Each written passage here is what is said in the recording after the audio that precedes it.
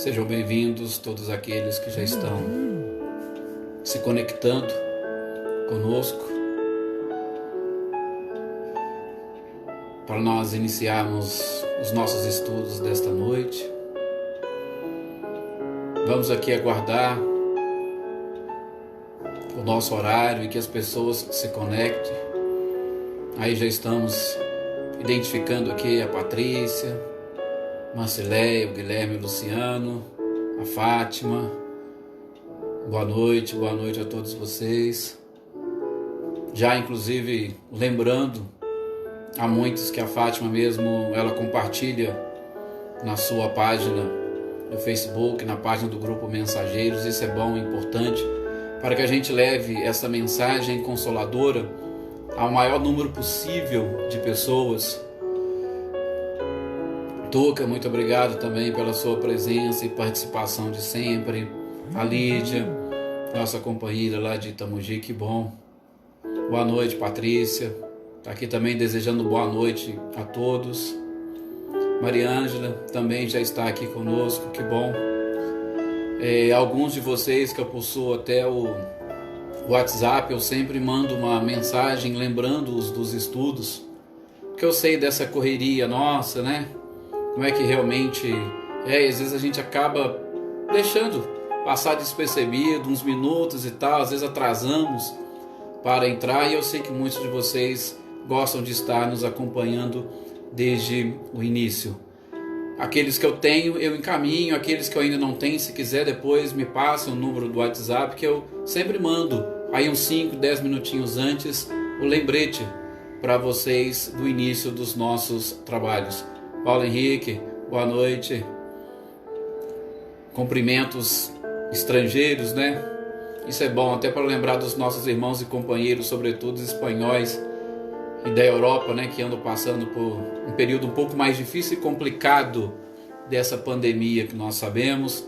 Reinaldo, muito boa noite, Reinaldo e Cecília também, os nossos companheiros que sempre nos assistem, nos acompanham, são também ótimos divulgadores da doutrina espírita e com certeza tem muito a acrescentar aqui para nós, e que vocês continuem esse trabalho aí na cidade de vocês, assim como também a Mariângela, a Lídia, o pessoal das outras cidades, aí a Patrícia, a Tuca e o Paulo lá em Carmo do Rio Claro. Isso é muito importante e interessante. Muito obrigado mesmo a todos vocês. Donizete já está aí participando conosco, a Célia também, a Natália. Muito obrigado, sejam todos bem-vindos e vamos iniciar os nossos estudos? Aproveitando essa musiquinha instrumental aí de fundo, convido a todos vocês a penetrar um pouco mais no próprio interior, procurando extrair de lá todas as dificuldades, todos os bloqueios, todos os preconceitos, para que nesses instantes dedicados ao estudo da doutrina dos Espíritos, consigamos abrir a nossa mente para os princípios e leis que regem o universo, facilitando assim a nossa caminhada rumo ao objetivo e a nossa meta central, que é o nosso crescimento, a nossa evolução, o progresso, enfim, e a própria felicidade. Que nesses instantes em que aqui estaremos reunidos, sejamos todos envolvidos pela paz do nosso Mestre amado e querido Jesus, e nos ocupando com a nossa própria instrução, estejamos preparados para depois colocar em prática, através do amor e da caridade, esses ensinamentos. Espíritas, amai-vos, eis o primeiro ensinamento, diz o codificador. Instruí-vos, eis o segundo. Que nós possamos então, nesses instantes, atingirmos este ápice da concentração, acumulando com uma meditação a respeito desses riquíssimos ensinamentos. Que assim seja. Ótimo, muito obrigado. Tá aí, boa noite também, Michele. Boa noite, Valdinei. Deixa eu diminuir aqui o nosso som.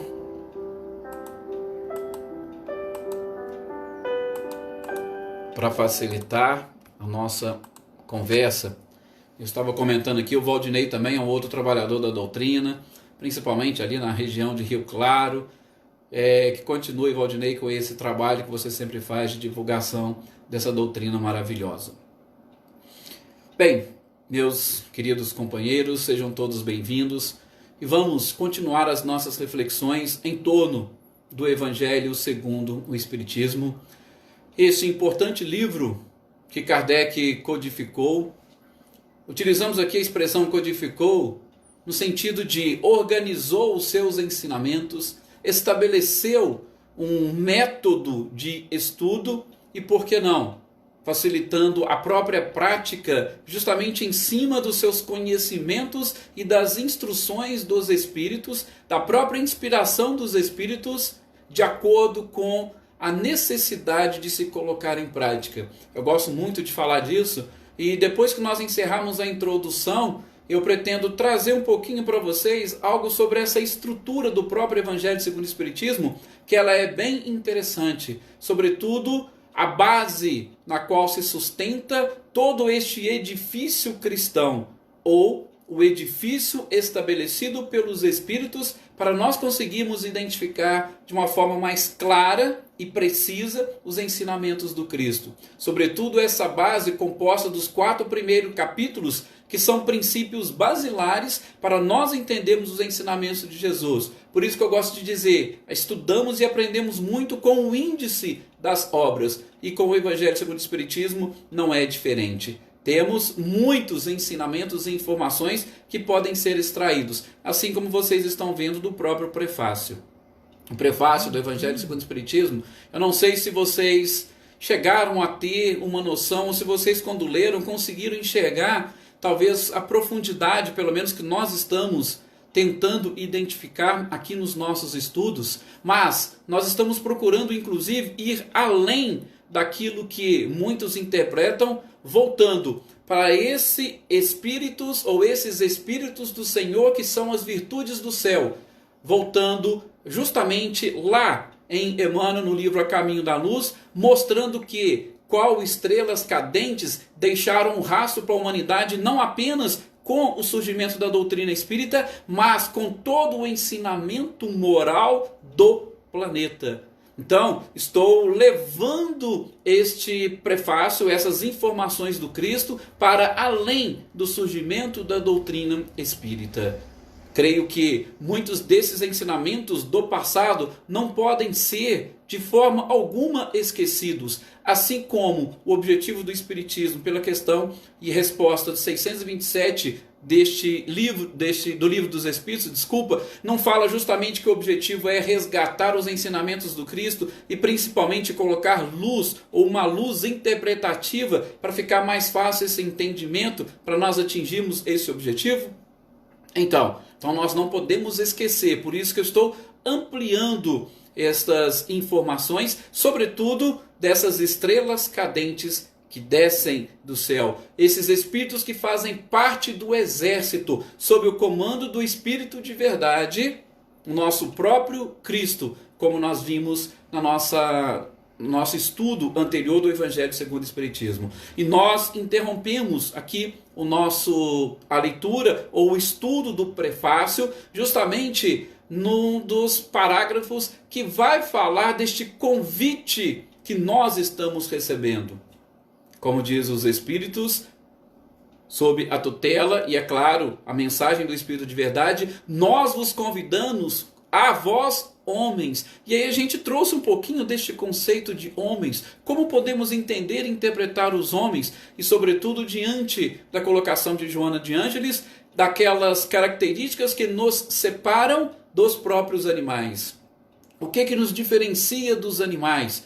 E aí nós citamos simplesmente a personalidade, a identidade, o conhecimento e a própria consciência. Com isso, nós precisamos, ou nós somos levados a pensar e a refletir um pouquinho sobre essas 4 principais características que nos diferenciam dos animais, porque se nós mantivermos apenas e tão somente as mesmas características deles, sendo conduzidos apenas pelos instintos ou caminhando dentro do inconsciente coletivo, como nos diz Jung, nós vamos ter dificuldade realmente de entender e de interpretar todos esses ensinamentos do Mestre. Por isso, a necessidade que nós sentimos de aprofundar os conhecimentos deste próprio prefácio, porque vocês vão ver, de acordo com o entendimento dessa mensagem, já que o próprio codificador nos fala que o prefácio, ele representa o objetivo do próprio Espírito de Verdade com essa obra.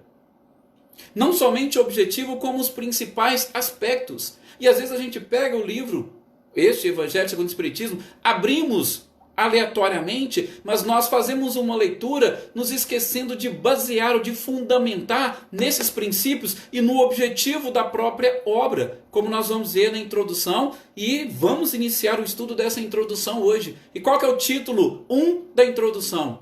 O objetivo da obra. Então não adianta nós queremos interpretar nenhuma das leituras do Evangelho segundo o Espiritismo sem nos atermos ao objetivo da própria obra. E objetivo esse que está contido também aqui no prefácio do próprio livro.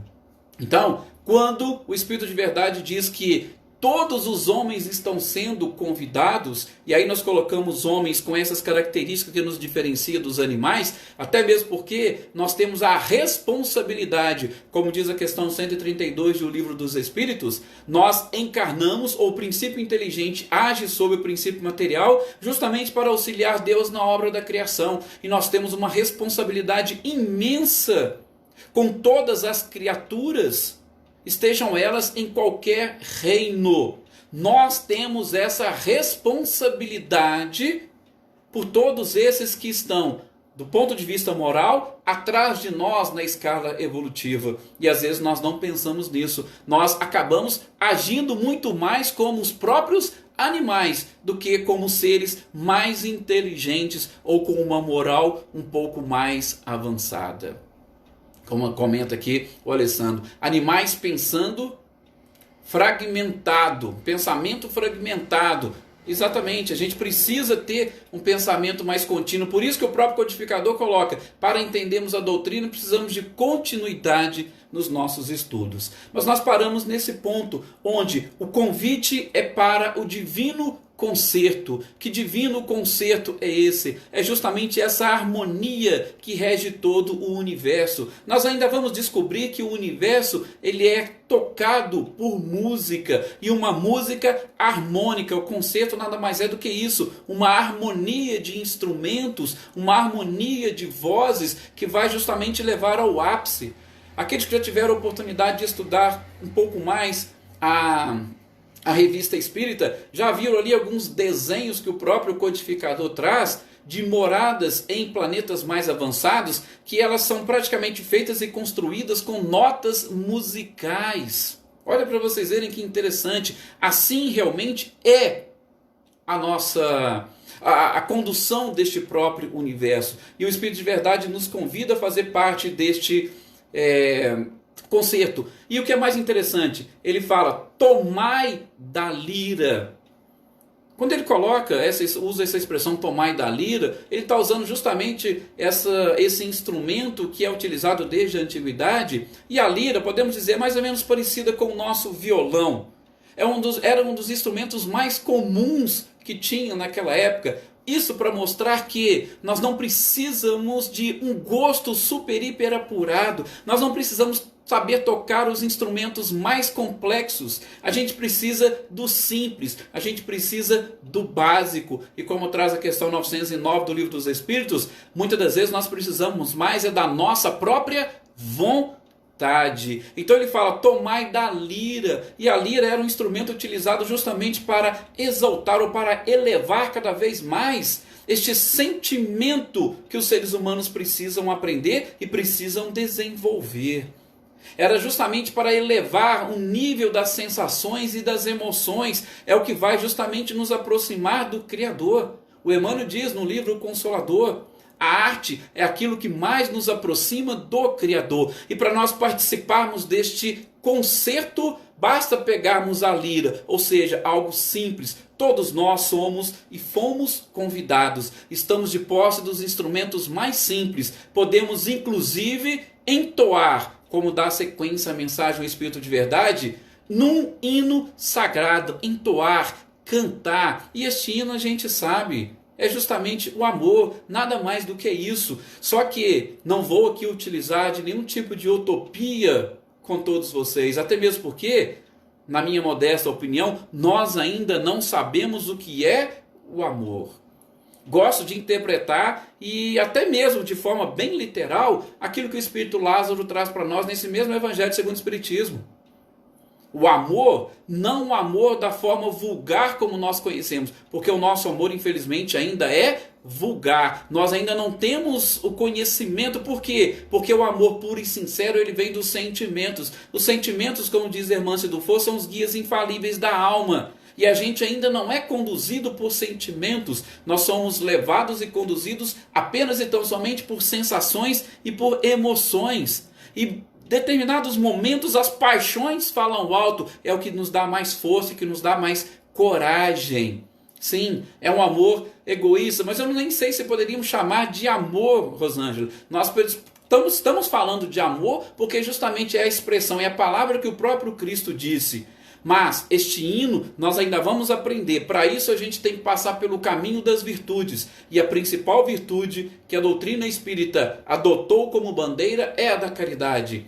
Caridade da forma como Cristo nos ensinou, que está presente na questão 886 do Livro dos Espíritos. Benevolência para com todos, indulgência para com as imperfeições alheias e perdão das ofensas. Então nós somos convidados a fazer parte deste divino concerto para entoarmos num hino sagrado, que na minha visão é o amor, fazendo uníssonas todas as vozes.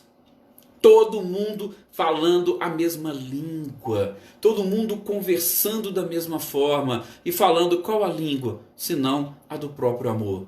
Do amor que nós vamos atingir pela caridade, pela solidariedade, pela fraternidade, pela liberdade. Veja, esses lemas que hoje praticamente é adotado por quase todas as constituições democráticas do mundo e que eles foram baseados justamente na Revolução Francesa, é o mesmo lema que o Cristo trouxe há 2000 anos, só que nós não conseguimos extrair dos ensinamentos dele esses lemas.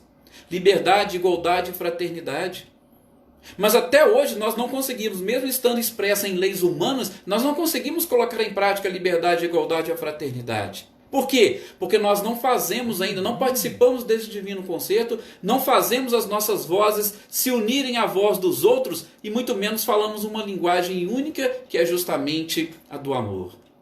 Na sequência, o Espírito de Verdade continua. Elas se estendam e que num hino sagrado se estendam e repercutam de um extremo a outro do universo. Veja, ele não deixou apenas e tão somente aqui para o nosso planeta, mas que se estenda por todo o universo. E aqui eu gosto de chamar a atenção para um detalhe. Quando ele fala dessa necessidade de se estender e repercutir, eu coloco o planeta Terra como uma das partes deste fio, podemos assim chamar, por onde passa essa comunicação. E será que nós estamos sendo fios condutores corretos, principalmente agindo de forma uníssona com todo o restante do universo, ou nós do planeta Terra estamos destoados? Por isso que nesse momento estamos sendo atingidos por uma pandemia, como diz o Livro dos Espíritos, determinados tormentos, eles acabam sendo necessários justamente para impulsionar de uma forma mais forte, mais vibrante, este progresso que, do ponto de vista moral, temos certeza, está atrasado. Imagine o universo todo como um divino concerto. Nós somos os instrumentos e o nosso instrumento, o planeta Terra, ele está afinado com os outros instrumentos do universo? Lembram daquela brincadeira do telefone sem fio? Ou que a gente faz em diversas brincadeiras, você passa a palavra para um e aquele vai passando para o outro e geralmente chega lá no final de uma forma diferente. Nós não podemos fazer, nós precisamos repercutir as vozes desses espíritos que são a virtude do Senhor sem nenhum tipo de interferência ou influência, e para que ela chegue do outro lado da linha, da mesma forma como nós a recebemos. Esse é o objetivo, ou um dos objetivos do Evangelho segundo o Espiritismo. Por isso fala em unir as nossas vozes num concerto. Veja, é uma poesia, mas é uma linda poesia que o Espírito de Verdade traz para nós no prefácio dessa obra. E uma poesia que precisa ser colocada em prática. E nós estamos nos esquecendo. No último parágrafo, vem o Espírito de Verdade ainda alertar: homens, irmãos a quem amamos, aqui estamos juntos de vós. Vejam, que expressão mais consoladora. Aqui estamos juntos de vós. Nós não estamos sozinhos. O único problema é que, por conta das nossas próprias paixões, nós fazemos mais coro com aqueles que, infelizmente, pensam como nós. Não existe. A gente sabe, nem depois que nós morremos, apesar de muitos acreditarem nisso, nos transformarmos em santos. Também não existe. O simples fato de nós pertencermos a essa ou aquela crença não nos faz seres melhores. O fato de nós participarmos de uma religião hoje, talvez dentro daquele ambiente, nós podemos até querer ou mostrar alguma coisa, mas e fora? Fora do ambiente e dentro de nós, quem nós somos? Basta nós olharmos a quem nós atraímos. Que tipo de espíritos nós atraímos? Não tem aquele ditado, até eu gosto que o Divaldo faz uma brincadeira: diga com quem tu andas que eu direi quem tu és. O Divaldo faz uma brincadeira: diga quem tu és que eu te direi com quem tu andas. É sim, lei de sintonia, que é justamente a segunda característica que nos diferencia dos animais, a identidade. Nós nos identificamos com os nossos iguais. Por exemplo, se estamos todos nesse planeta, existe algo que está ainda nos unindo, nos vinculando. Se nós fazemos parte de um mesmo país, é porque existe um vínculo entre nós. Se estamos nesse estado, ou nessa cidade, ou em cada uma dessas cidades de vocês, existe algo que os ligam. E sobretudo, nesta família, qual é o vínculo? Está aqui. Este vínculo é que vai determinar. E nós podemos alterar, nós podemos atrair mais seres melhores para fazer parte e nos acompanharmos. E eu tenho certeza que vai ficar mais fácil a nossa caminhada. Os Espíritos estão conosco, diz o Espírito de Verdade. Está ali no prefácio. Vamos abrir o Evangelho, vamos fazer uma leitura. Não vamos esquecer o que está escrito no prefácio. Nós estamos junto de vós. Não podemos nos esquecer disso. Isso com certeza é alentador, consolador. Mas, aí vem o verbo no imperativo, na sequência. Amai-vos também uns aos outros. Ele está nos determinando. Amai-vos uns aos outros. Primeiro porque senão nós não vamos nem conseguir percebê-los. E a questão do amor, da forma como ele foi interpretada, e inclusive o Cristo disse, mas que já estava previsto desde o Antigo Testamento, que nós já falamos aqui que é bom interpretarmos de trás para frente.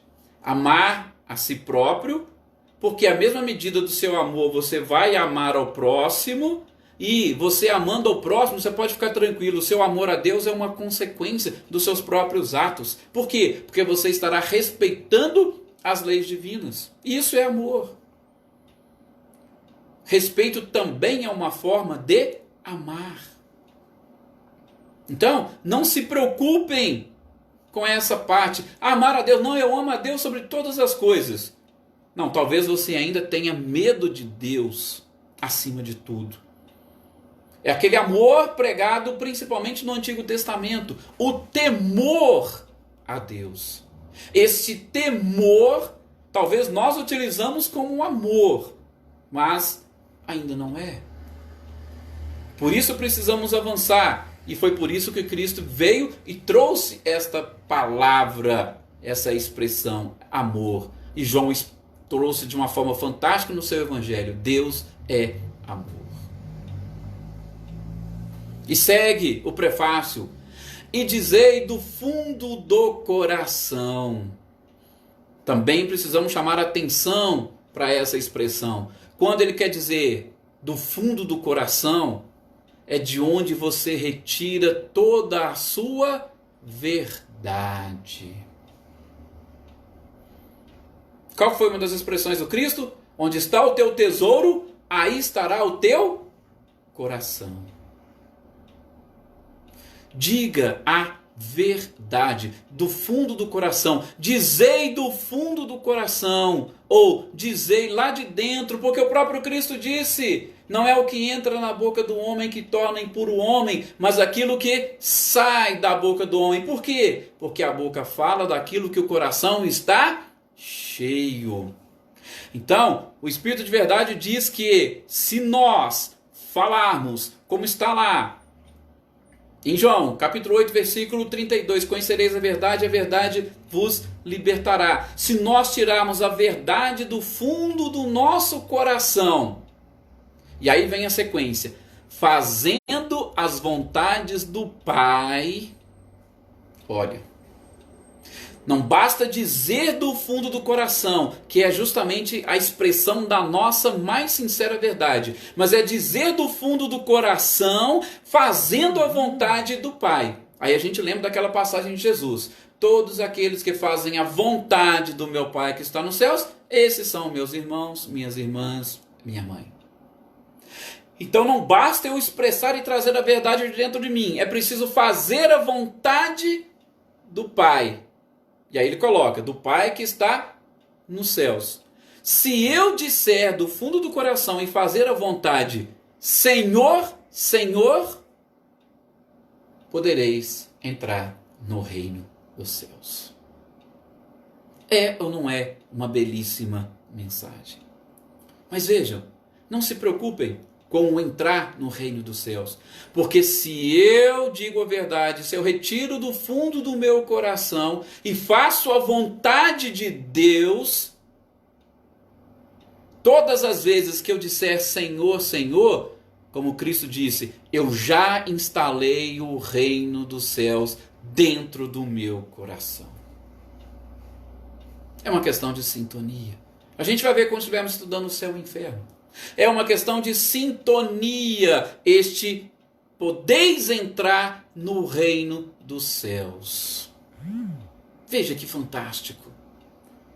Tudo isso, gente, extraímos do prefácio do Evangelho segundo o Espiritismo. E a gente vai perceber que no decorrer da obra, nós vamos ficar lembrando deste prefácio.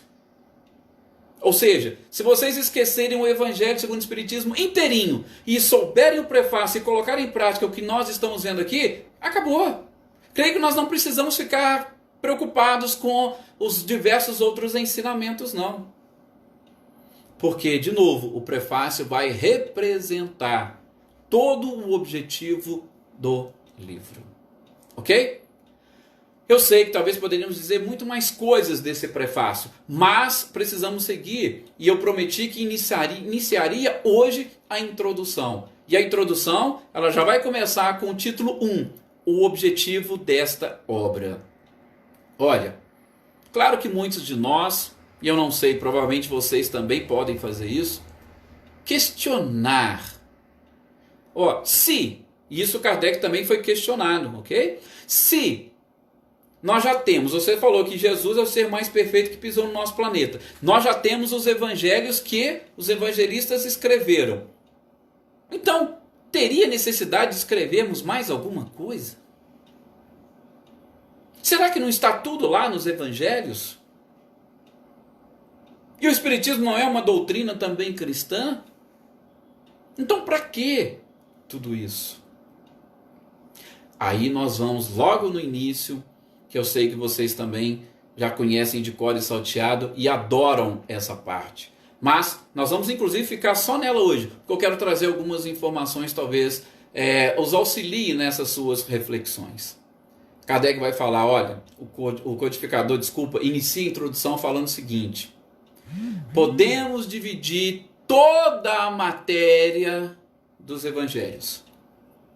Toda a matéria dos evangelhos, não do Evangelho segundo o Espiritismo, dos evangelhos. E a gente lembra de Mateus, Marcos, Lucas, que são os evangelhos sinóticos, que têm aquela mesma visão, utilizam o mesmo sistema. E de João, que traz um formato diferente. E falei que a gente vai lembrando cada um deles no decorrer da obra à medida que forem citados. Se o codificador falou, esses 4 evangelhos que são reconhecidos e que estão na Bíblia, eles podem ser divididos no que diz respeito ao Cristo em 5 partes. Estas 5 partes que o codificador fala, ele cita. Primeiro, poderíamos pegar ali os atos comuns da vida do Cristo. Gente, ele nos leva a essa reflexão. O que os atos comuns da vida do Cristo pode interessar para nós? Sim, talvez nós podemos pegar por analogia algumas situações que poderiam nos auxiliar a interpretar outras. Ele não excluiu. Tá? Ele simplesmente falou que nós podemos dividir. E que nessa divisão ele ficaria com uma. Por quê? Porque todas as outras podem gerar polêmicas. E o que ele não queria? Polêmica. Tem alguns artigos da Revista Espírita que Kardec chega até a questionar. Falou, gente, sobre esse ponto dos dogmas a gente ainda vai lembrar daqui a pouco. Todo mundo fala e escreve de tudo. Por que o Espiritismo veio escrever e todo mundo cai em cima do Espiritismo como se fosse ele o responsável por tudo? Parece que direcionaram tudo para a doutrina espírita naquele momento. Outras doutrinas, outras religiões falaram ou contestavam a mesma coisa e ninguém falou nada. Mas contra o Espiritismo foi todo mundo contra. Então tem alguns textos que Kardec vai comentar isso. Mas é o que ele diz, olha, sobre os atos comuns da vida do Cristo, nós podemos ter alguma polêmica. A questão do seu nascimento. Quando que Jesus nasceu? Foi no ano 0 mesmo, ou foi no ano 4 antes dessa era, ou foi no ano 8º antes dessa era? Mas tem um censo que foi realizado. Opa, não quero discussão. Foi o que a postura dele. Isso aqui não nos interessa muito para o momento. Outro ato comum da vida do Cristo é a questão da sua crucificação, o processo pelo qual Cristo foi julgado. Geralmente as pessoas não falam muito disso. Mas, para vocês terem uma ideia, não foi respeitado o processo para o julgamento do Cristo naquela época. Existiam regras e essas regras não foram cumpridas. Ele foi julgado na calada da noite com algumas pessoas e condenado ali e pronto. Mas Kardec falou, do que isso vai nos interessar agora? Isso é ponto polêmico, a gente não quer polêmica, então deixa isso de lado. Depois os milagres.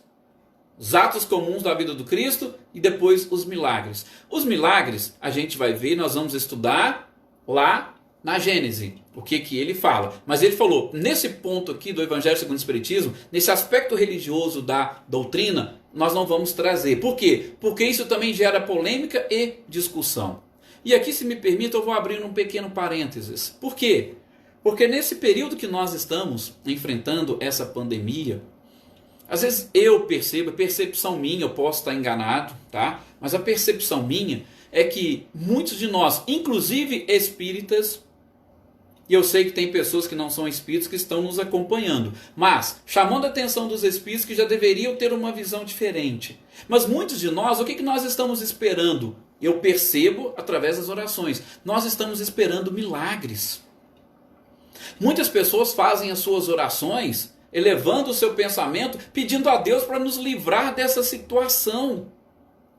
Lógico, a gente tem que aprender. No capítulo 27 do Evangelho segundo o Espiritismo está lá, pedi e obtereis. A gente vai ver as explicações de Kardec e muito lógicas sobre o que nós devemos e como deveríamos nos portar diante das nossas orações. Não vamos deixar de discutir isso agora, vamos deixar ela para frente. Mas quando a gente começa a pedir alguma coisa nesse sentido de que Deus afaste, de que Deus nos livre, será que nós estamos pensando na lei de progresso? Será que nós estamos pensando na lei de destruição, na lei de conservação? Por isso que eu estou chamando a atenção dos espíritas, porque todos já estudaram isso. Já viram isso em algum momento. Então nas nossas orações, a gente aprende lá no capítulo 27, a gente deve pedir o quê? Força para Deus para nós superarmos essas situações. Mas quando alguns pedem para Deus livrar, eu estou entendendo que todo mundo está pedindo um milagre e que Deus derrogue as suas próprias leis. Me desculpem se alguém pensa de forma diferente, mas é na minha visão. Ou seja, nós ainda estamos em busca de milagres. Não entendemos perfeitamente as leis naturais. Mas nós vamos ver tudo isso, essa questão dos milagres, na Gênesis, e não faz parte do objetivo dessa obra. Depois Kardec vai falar das predições. As predições são justamente aqueles comentários, aquelas falas de Jesus que eles utilizaram para, pelo menos para trazer uma interpretação equivocada de determinadas coisas ou trazer as suas próprias verdades. As predições, segundo Kardec, também vai gerar polêmica. Mas nós temos ali na Bíblia, só para vocês terem uma ideia, temos lá em Lucas capítulo 19, versículos de 41 a 44, aquele trecho que fala da destruição de Jerusalém. Tá, mas aquilo seria importante para esse momento aqui que Kardec... Não seria importante. E como não é importante, ele deixou de fora. E as predições nós vamos estudar também lá na Gênesis, o que o codificador fala. O detalhe, talvez mais complicado, é justamente esse quarto item que o codificador coloca, que são as palavras que foram utilizadas e tomadas para fundamentar os seus dogmas. Então, dos milagres e as predições, nós vamos encontrar na Gênesis. Dos dogmas, nós não vamos encontrar nenhuma outra obra de Kardec. Aí faço, inclusive, aqui uma referência, um chamado para vocês, que tem um livro de um autor russo. Eu já falei que comentei aqui uma vez e vou repetir. Gente, se vocês tivessem noção da quantidade de obras que Kardec leu, que Kardec estudou para esse processo de codificação da doutrina, nossa, vocês ficariam maravilhados. E tem um livro de um autor russo que Kardec leu, inclusive fez comentários, ele chama Apollon de Boutin, não sei a pronúncia correta em russo, mas ele escreveu um livro chamado Os Dogmas da Igreja do Cristo segundo o Espiritismo. E na Revista Espírita de 1866, no mês de dezembro, nas notas bibliográficas, Kardec faz um comentário sobre este livro e sobre esta obra. E ele diz o seguinte: olha, nós, o Espiritismo, não nos debruçamos, ou os Espíritos não trouxeram nenhuma informação a respeito destes dogmas, ou dessas expressões utilizadas pela Igreja para formar os dogmas. Então o Espiritismo não se ocupou disto. Olha que interessante que ele fala nessa nota bibliográfica, tá? Só que ele diz o seguinte: o livro é interessante, o próprio autor falou que aquilo era opinião dele, então não era opinião dos espíritos, pelo que Kardec fala, precisamos felicitá-lo por essa lucidez, que aquilo é escritura dele, é escrita dele, mas foi um livro escrito com base em pesquisas e estudos aprofundados sobre as Sagradas Escrituras. E ele diz mais, que nós espíritas poderíamos pegar e ler com muita tranquilidade. E depois lá no catálogo das obras espíritas, ou melhor, no catálogo das obras que poderiam fazer parte, que deveriam fazer parte de uma biblioteca espírita, Kardec coloca, das obras não espíritas, ele cita esse livro de Apollon de Boutin. Só para vocês terem uma ideia, e ele faz um estudo minucioso, mas ele coloca aqui nesse comentário, nessa resposta que ele faz a ele, olha, o Espiritismo ainda não se ocupou dessas expressões. E eu achei interessante por quê? Porque tem muitas dessas expressões que são utilizadas e que, infelizmente, estão fixadas na nossa mente como ideias pré-concebidas. Se nós estamos fixando como ideias pré-concebidas, este preconceito pode nos atrapalhar a entender de forma clara os ensinamentos do Cristo. Por exemplo, nada contra, por favor, me entendam, contra as religiões e os seus dogmas. Mas eu estou falando que a gente precisa aprender a afastar do papado. Ele foi uma criação da igreja. Eles atribuem a uma passagem em Mateus capítulo 16, versículos de 13 a 20, quando Jesus pergunta: o que dizem as pessoas que eu sou e tal, e Pedro vem: tu és o Cristo, filho do Deus vivo. E aí Jesus fala: Pedro, não foi você que disseste isso, mas meu Pai que está no céu, e digo mais, tu és Pedro, e sobre esta pedra edificarei a minha igreja. Tá, um texto super, hiper interessante. Mas esse texto, se vocês tiverem curiosidade, pega o livro depois, Sabedorias do Evangelho, no volume 4. Carlos Torres Pastorino, que foi um estudioso, inclusive era professor de grego e de latim, ele comenta sobre este texto, tá? E faz referência ao passado, à origem dessa discussão. Para vocês terem uma ideia, tinha duas correntes na igreja, em especial no século II depois do Cristo. Umas atribuindo o principal bispado a Paulo e outros atribuindo a Pedro. E aí começou essa discussão ali na igreja e tal, e de repente eles pegaram. Inclusive, Carlos Torres Pastorino cita que pode ser uma interpolação que foi colocada justamente para dar um pouco mais de força, determinadas palavras, de força a este papado dedicado ou direcionado primeiramente a Pedro. Só para vocês terem uma ideia. E Carlos Torres Pastorino, por curiosidade, foi justamente aquele que, estudando em Roma, já estava diácono, mas abandonou por volta, salvo engano, de 1937 o Vaticano. Por quê? Porque naquela época, apesar de não termos confirmação exata disso, tá? Mas naquela época ele foi embora, deixou tudo, porque o Papa se recusou a receber Gandhi nas vestes que ele estava.